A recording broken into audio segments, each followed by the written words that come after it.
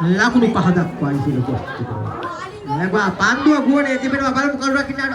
එක ගැනීමට පුළුවන් කමක් ලැබෙන්නේ. හිතවතුනි මුල්ලක් සංඛ්‍යාව එක ලකුණකින් ඉහළ නම්බුවක් ගන්නවා. 6 වෙනි ලකුණු 6ක් ලකුණු 7ක් ලකුණු කීවේ කියවන විට මේ මොහොතේ හිතවතුනි මුල්ලක් සංඛ්‍යාව හිතවතුනි ඉහළ ගොස් තිබෙනවා. 7යි අනුමිය ආරම්භක ප්‍රතිකාරයක් දෙනවා. ආරම්භක ප්‍රතිකාරයක් දෙනවා තාමත් අඩුවෙන්නේ හදිර පාදුනේ. තරගේ සමස්ත තරගේ මෙත්‍යාත්මක වූ චෝදනා ගුවන්නේ තුන්වන පන්දුවාරයේ ලකුණු 7ක් පමණයි ලබා දී තිබෙන්නේ.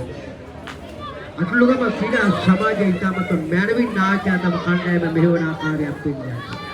මේගොල්ලෝ පාරා දෙගොක් කළු පාරා නියත වශයෙන්ම ලකුණු 6ක් ප්‍රධාන විනිසුරු ආත්‍යහට සරවා සම්පූර්ණ කණ්ඩායමේ ගුල්ලක්ඩු සංඛ්‍යාව හිතුවත් විතර ඉහළ ගොස් තිබෙනවා. ලකුණු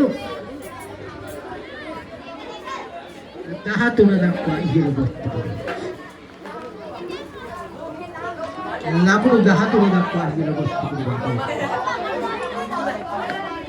මේගොල්ලෝ පාරා පාදුව හතරේ සීමාව අතරදී සුරු කියන එක. අත්මුගම ක්‍රීඩා සමාජයේ නායකයා තමයි බැරවි.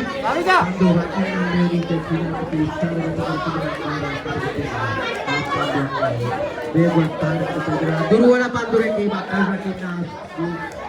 කරලා තියනවා.